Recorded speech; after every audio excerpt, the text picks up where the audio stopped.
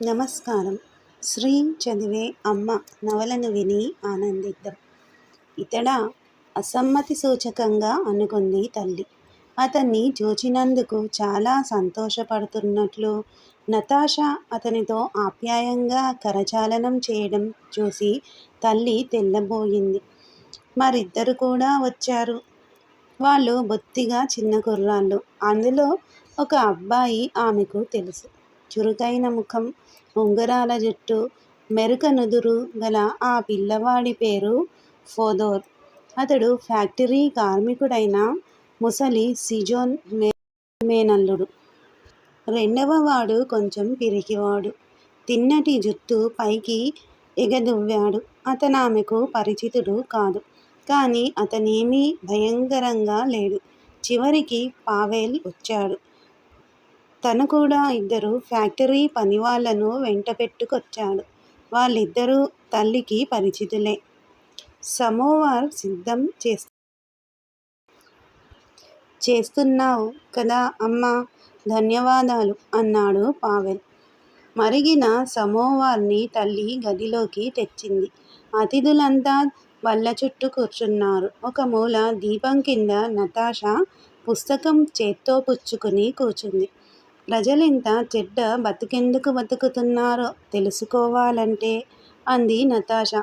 చెడ్డవాళ్ళుగా ఎందుకున్నారో తెలుసుకోవాలంటే అన్నాడు హోహోల్. వాళ్ళ జీవితాలను ఎలా ఆరంభించాలో పరిశీలించండి పిల్లలు, పరిశీలించండి అని టీ అందిస్తూ తల్లి అన్నది. అందరూ మాట్లాడడం మానేశారు. ఏంటమ్మా మీ ఉద్దేశం అని పావెల్ ముఖం చిట్లించుకుంటూ అడిగాడు. ఉద్దేశమా అంటూ తలెత్తి చూసేసరికి అందరూ ఆమెకేసి చూస్తున్నారు. ఏమీ లేదు, నాలో నేనే ఏదో మాట్లాడుకుంటున్నాను. మీరు తెలుసుకోదలుచుకుంటే ఎందుకు చూడకూడదా అని ఆశ్చర్యపడుతున్నాను అని మెల్లగా గొనిగింది. నతాషా నవ్వింది. పావెల్ చిరునవ్వు నవ్వాడు. నేనేమైనా మీకడ్డొస్తున్నానా అని అడిగింది. ఆతిథ్యమిచ్చే అమ్మ అతిథులకడ్డేమిటి? త్వరగా నాకు టీ ఇవ్వండి. గడగడా వణుకుతున్నాను. నా కాళ్ళు మంచుగడ్డల్లా ఉన్నాయి అన్నది నతాషా. పావెల్ నతాషా పక్కన కూర్చున్నాడు. అందరిలో అతడే అందగాడు. నతాషా పుస్తకం మీదకు వంగి చదువుతోంది. కణతల మీద పడుతున్న ముంగురులను మధ్య మధ్య వెనక్కి తోసుకుంటోంది.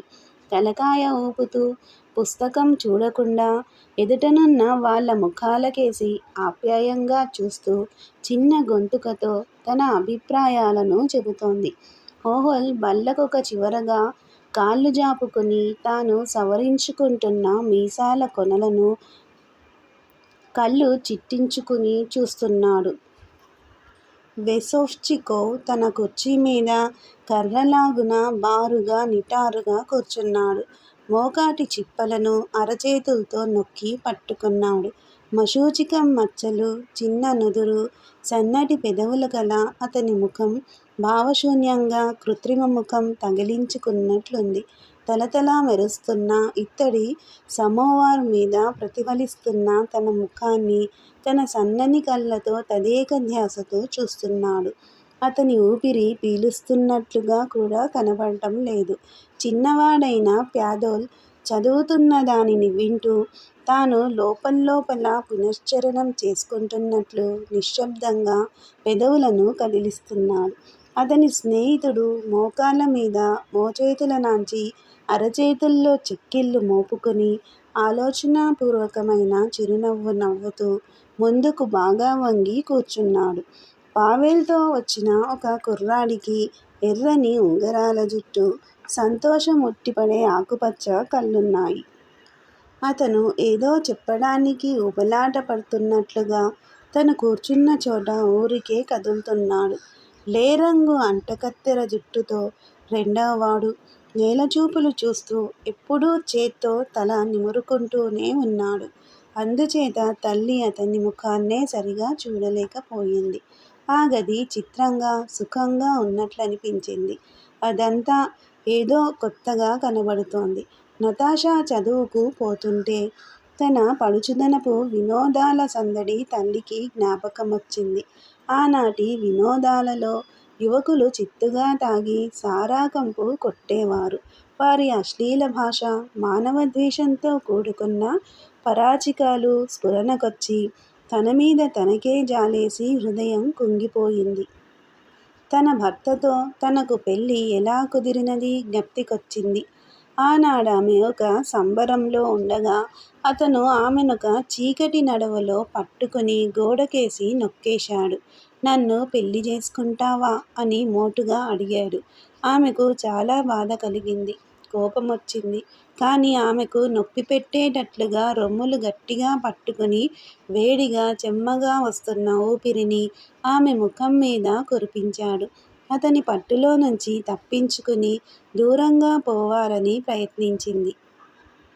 ఆగు, జవాబు చెప్పు, వినబడుతోందా అని భయపెడుతూ పళ్ళు కొరికాడు. సిగ్గుతో, అవమానంతో ఆమె జవాబు చెప్పలేకపోయింది. ఇంతలో ఎవరో తలుపు తెరిచారు. అతడు మెల్లగా పట్టు వదిలాడు. ఆదివారం నాడు పెళ్ళిళ్ళ బేరగాడిని పంపిస్తాను అన్నాడు. అలాగే పంపించాడు. వాళ్ళు వాదించుకుంటుంటే మాటలు అగ్నిజ్వాలల్లా లేస్తున్నట్లనిపించింది. వాళ్ళెందుకలా అరుచుకుంటున్నారో తల్లికేమీ తెలియలేదు. ఆవేశంతో వాళ్ళ ముఖాలన్నీ ఎర్రగా కందిపోయాయి. కానీ ఎవళ్ళూ నిదానాన్ని పోగొట్టుకోలేదు. ఎవళ్ళు కూడా తన చెవుల కలవాటైన మోటు మాటలు ఉపయోగించలేదు. మనమన్నీ తెలుసుకోవాలనే వాళ్ళు చెప్పిన మాట నిజమే. మనం సదసద్వివేకమనే జ్యోతిని మనలో వెలిగించుకోవాలి. అంధకారంలో ఉక్కిరిబిక్కిరయ్యే వాళ్లకు ఆ జ్యోతి కనబడాలి. ప్రతి ప్రశ్నకు సత్యసమ్మతంగా, నిజాయితీగా మనం జవాబివ్వగలగాలి. సత్యాసత్యాలను సంపూర్తిగా తెలుసుకోవాలి. నతాషా మాట్లాడడం ముగించగానే పావెల్ లేచాడు. కడుపు నిండా కూడేనా మనకు కావాల్సినది? కానే కాదు. మన భుజాల మీదెక్కి సవారీ చేస్తూ మన కళ్ళకు గంతలు కడుతున్న వాళ్లకు మనకంతా తెలుస్తోందని చూపించాలి. మనం మూర్ఖులం కామని, పొట్ట నింపుకోవడమే తప్ప మరేమీ అక్కరలేని పశువులం కాదని, కేవలం పొట్ట నింపుకోవడమే కాదు, మనుషుల్లా బతకాలని కోరుకుంటున్నామని వాళ్లకు రుజువు చేయాలి. మనం కూడా మనుష్యుల్లా జీవించాలని కోరుతున్నాం. మన శత్రువులు మనల్ని బండచాకిరీతో ఇంత కుంగదీస్తున్నది బుద్ధిలో వారికే విధంగానూ తీసిపోమని, వాళ్లకన్నా తెలివితేటల్లో మనది పైచెయ్యేనని కూడా మనం ధృవపరచాలి అని ఆ ముగ్గురికేసి చూస్తూ నిదానంగా చెప్పాడు. అతనెంత బాగా మాట్లాడాడో ననే గర్వం తల్లి హృదయంలో జనించింది. పావెల్ చిరునవ్వుతో గుమ్మంలో నిలబడ్డాడు. తల్లి అతడికేసి చూసింది. ఎందుకలా నవ్వుతున్నావు అని అడిగింది. మరేం విశేషం లేదమ్మా, ఏదో సంతోషం కలిగింది. నేను ముసలిదాన్ని కావచ్చును, మూర్ఖురాల్ని కావచ్చును, కానీ మంచేదో చెడ్డేదో చెప్పగలను సుమా అని కొంచెం కరుకుగా చెప్పింది తల్లి. అందుకు సంతోషమే. మీరింకా పడుకోరాదా? ఇదిగో ఒక నిమిషంలో పడుకుంటా. పాషా, ఇదంతా బాగా జరిపించావు. హోహోల్ చాలా మంచివాడు సుమా. ఆ పిల్ల ఎంత చురుకైనది. ఎవరామె? ఉపాధ్యాయిని అని పచారు చేస్తూ ముక్తసరిగా జవాబిచ్చాడు పావెల్. ఆమె చాలా పేదరాలై ఉండాలి. బట్టలేమీ బాగాలేవు. అలా ఉంటే ఈ చలికి ఇట్టే పడిశం పట్టేస్తుంది. ఆమె తల్లీతండ్రులెక్కడున్నారు? మాస్కోలో అని తల్లికెదురుగా ఆగి మెల్లగా చెప్పడం మొదలెట్టాడు. ఆమె తండ్రి ధనవంతుడు. ఇనుప వ్యాపారం చేస్తున్నారు. బాగా ఆస్తిపాస్తులు ఉన్నాయి. ఈ ఉద్యమంలో చేరి ఈ జీవితాన్ని చేపట్టడం చేత తండ్రి ఆమెనింట్లోంచి వెళ్ళగొట్టాడు. చిన్నప్పుడు భోగభాగ్యాలతో సుకుమారంగా పెరిగింది. ఇప్పుడు రాత్రి చీకట్లో ఒంటరిగా 7 మైళ్ళైనా నడుస్తుంది. ఆ మాటలు విని తల్లి అబ్బురపడింది. గది మధ్యలో కొయ్యబారి నిలబడి కనుబొమలు ముడుచుకుని మౌనంగా కొడుక్కేసి చూసింది. తర్వాత నెమ్మదిగా, ఇప్పుడామె పట్నం వెళ్ళిందా అని అడిగింది. అవును. అయ్యో నా తల్లీ, భయం లేదూ? ఆమె భయపడదు. పావెల్ నవ్వాడు. కానీ ఆమె ఎందుకెళ్ళిపోవాలి? రాత్రి ఇక్కడే ఉండి నా దగ్గరే పడుకోవచ్చుగా. అట్లా కుదరదు. ఉదయం ఆమెనిక్కడెవరైనా చూస్తారు. అది మాకిష్టం లేదు. తల్లి కిటికీలో నుంచి చూస్తూ సాలోచనగా, పాషా, నీకిందులో ఏమీ అంత ప్రమాదమైన పని కనిపించదే? అంత నిషేధించవలసినదిందులో ఏముందబ్బా? మీరేమీ తప్పు పని చేయడం లేదే? చేస్తున్నారా? నెమ్మదిగా కొడుకునడిగింది. అందులో ఆమె నమ్మకం కుదర్లేదు. అదేదో తేల్చుకోవాలనుకుంది. లేదమ్మా, మేమేమీ తప్పు చేయడం లేదు, పావెల్ ఖచ్చితంగా చెప్పాడు నిదానంగా, ఆమె కళ్ళతో చూపు కలుపుతూ. కానీ ఎప్పుడో ఒకనాడు మేమంతా జైల్లో ఉంటాం. ఈ సంగతి నీకు తెలుసుంటే మంచిది అన్నాడు. ఆమె చేతులు వణికాయి. బహుశా దేవుడు మేలు చేస్తే ఎలాగో నువ్వు తప్పించుకోవచ్చు కదా అని గుసగుసగా అడిగింది. కుదరదు. నిన్ను మోసం చేయడం నాకిష్టం లేదు. తప్పించుకోవడం వీలు కాదు అన్నాడు ప్రేమగా చిరునవ్వుతో. వెళ్ళి పడుకో, బాగా అలసిపోయావు. తానొక్కతే మిగలగానే కిటికీ దగ్గరకెళ్ళి బయటకు చూస్తూ నిలబడింది. బయట చలిగా ఉంది. మంచు కమ్మింది. గాలి వీస్తోంది. నిద్రమత్తు కమ్మిన చిన్న ఇళ్ళమీదనున్న మంచు నురగలను గాలి ఎగరగొట్టేస్తోంది. గాలి గోడలకు కొట్టుకుని నేలకు దూకి వీధిలోని మంచు తునకల్ని తరిమేస్తోంది. జపమాలలోని పూసల్ని. రోజులు దొర్లిపోయి వారాలు, నెలలు గడిచిపోయాయి. ప్రతి శనివారం పావెల్ స్నేహితులు తన ఇంట్లో సమావేశమవుతూ ఉండేవారు. సుదూరంగా ఉండే లక్ష్యాన్ని అందుకునేందుకు ఒక్కొక్క సమావేశమే ఒక్కొక్క మెట్టు అవుతోంది. కొత్తవాళ్ళొచ్చి సమావేశాల్లో పాల్గొంటున్నారు. ప్లాసోవ్ ఇంట్లో ఉన్న గది జనంతో కిటకిటలాడుతూ వచ్చింది. నతాషా వచ్చినప్పుడల్లా అలిసి ముద్దయి చలితో గడ్డకట్టుకుపోయి వచ్చేది. కానీ ఎప్పుడూ నవ్వుతూనే ఉండేది.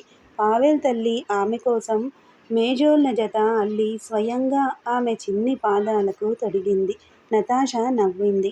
కానీ అంతలోనే నిశ్శబ్దంగా ఉండిపోయి ఆలోచనలో పడింది. ఒకప్పుడు నాకో దాది ఉండేది. ఆమె నా పట్ల దయగా ఉండేది. సెలగేయ నీలోన్న. ఇదేం చిత్రమో కానీ ఎంతో కఠినమైన జీవితాన్ని, అభాగ్య జీవితాన్ని గడుపుతున్న కార్మిక జనం ఇతరుల కన్నా దయగా ఉంటారు సుమా అంది నెమ్మదిగా నతాషా. ఆమె దూరంగా ఉన్నవారినెవరినో, తనకు అతి దూరానున్న వారినెవరినో ఉద్దేశించి అలా చెప్పింది. మేమేం చేస్తున్నామో మీకు తెలిస్తే, ఎంతటి అమోఘమైన పని చేస్తున్నామో మీరు తెలుసుకోగలిగితే అని నెమ్మదిగా మనసుకు హత్తుకునేటట్లు చెప్పింది. పెలగేయ, నీలో నా హృదయానికి ఈర్ష్యలాంటిదేదో తాకినట్లయింది. అందుకు నాకు వయసు మించిపోయింది. పైగా చదువు సంధ్యలు రావు అంటూ విచారంగా లేచి నిలబడింది. ఇటీవల పావెల్ మునపటి కంటే తరచుగా మాట్లాడుతూ వచ్చాడు. సుదీర్ఘంగా, మరింత తీవ్రంగా కూడా మాట్లాడుతున్నాడు. రోజుకు రోజు చిక్కిపోతున్నాడు. అతడు నతాషా కేసి చూసినప్పుడు, ఆమె మాట్లాడినప్పుడు అతని కళ్ళలోని తీవ్రత కొంత మెత్తనవుతున్నట్లు తల్లి కనిపెట్టింది. కంఠస్వరం తగ్గుస్థాయిలో కొచ్చేది. చెప్పే ధోరణిలో కరుకుతనం తగ్గేది. భగవంతుడు అలాగే అనుగ్రహించాలి అని తల్లి నవ్వుతూ అనుకునేది. ఒక్కొక్కప్పుడు నతాషా బదులు నికోలాయ్ ఇవానోవిచ్ వచ్చేవాడు. కళ్ళకు అద్దాలు, చిన్న గడ్డం.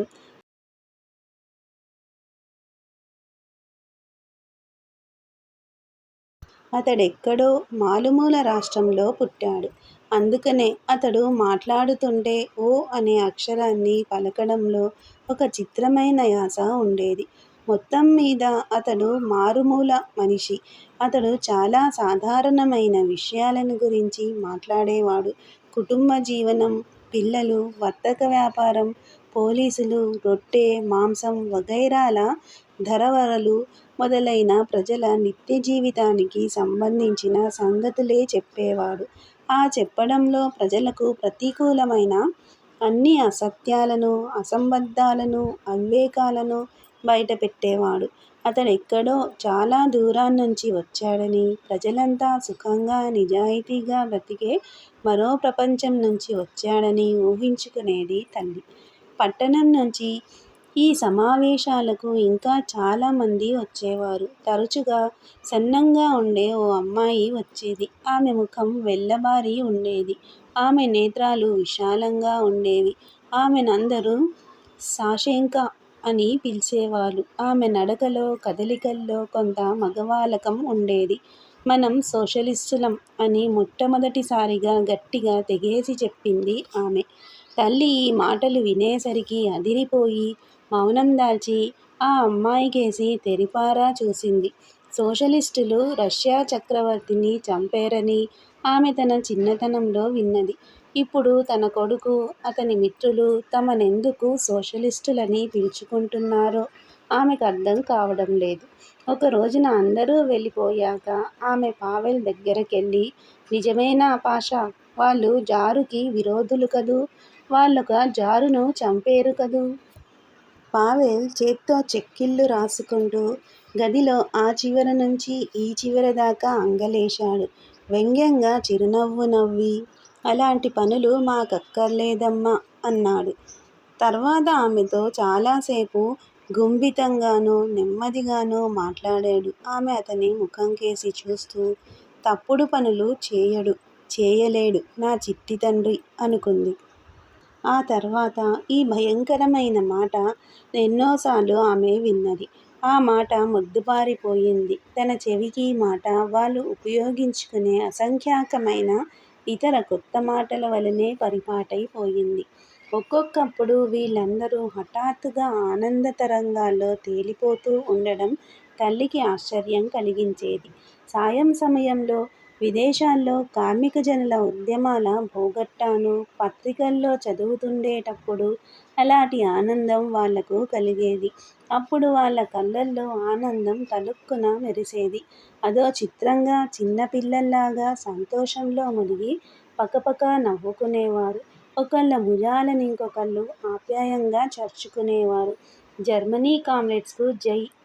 ఒకడు ఆనందాతిరేకంగా అరిచేవాడు. మరొకసారి ఇంకొకడు ఇటలీ కార్మికులు వర్ధిల్లాలి అని కేకేసేవాడు. ఈ నవల మీకు నచ్చితే సబ్స్క్రైబ్ చేయండి, షేర్ చేయండి, లైక్ చేయండి, బెల్ ఐకాన్ను ప్రెస్ చేయండి. శ్రీ ఛానల్ ఆడియో నవలను వింటున్నందుకు ధన్యవాదములు.